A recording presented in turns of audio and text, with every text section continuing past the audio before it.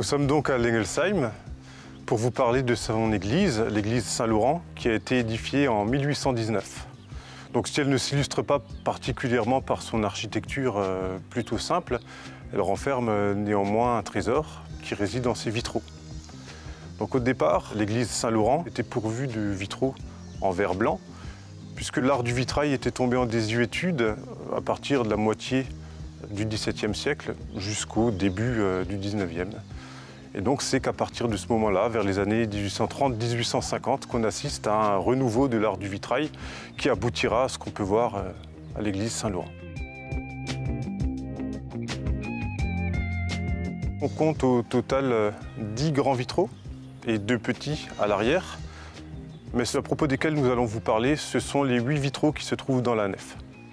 Les vitraux ont été installés 72 ans après la construction de l'édifice. Alors nous avons 2 types de saints représentés, d'un côté les saints féminins, de l'autre les saints masculins. Donc nous avons Sainte Catherine d'Alexandrie, Sainte Élisabeth de Hongrie, l'Immaculée Conception et Sainte Anne d'un côté, et de l'autre nous avons Saint Jacques Majeur, Saint Antoine de Padoue, Saint Nicolas et Saint Pierre.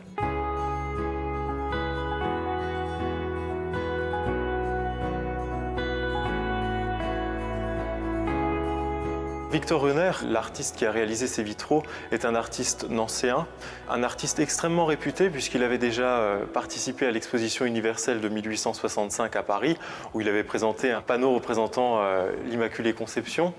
Et c'est un artiste qui cherche à retrouver la beauté des vitraux du Moyen-Âge et de la Renaissance. Le style de Victor Reuner, c'est un style historiciste, c'est-à-dire qu'il va faire référence au style du passé.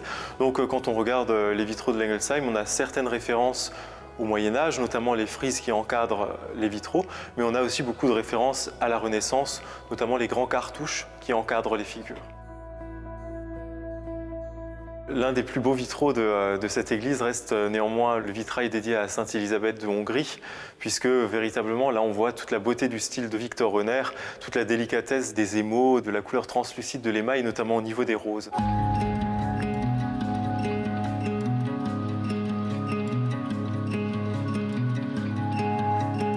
Victor Reuner, c'est un fin connaisseur de l'iconographie des saints.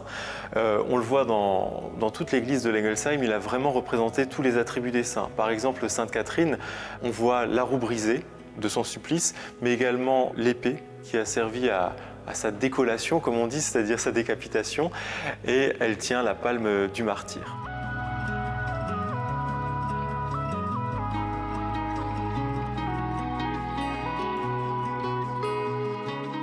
La commande était un peu surprenante puisque l'artiste est nancéen, donc français, et nous, à cette époque, nous étions allemands.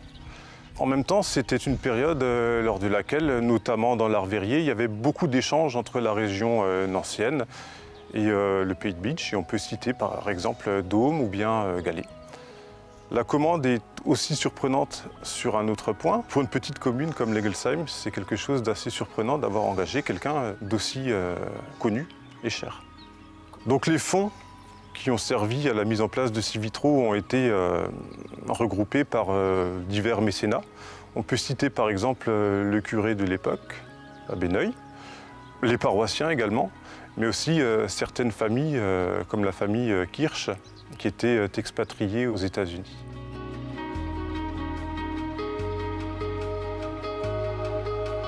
Si les vitraux sont parvenus jusqu'à nous dans un état de conservation aussi remarquable, c'est parce qu'ils ont été démontés, retirés de l'église pendant la Seconde Guerre mondiale et stockés à l'abri à Sarreguemines.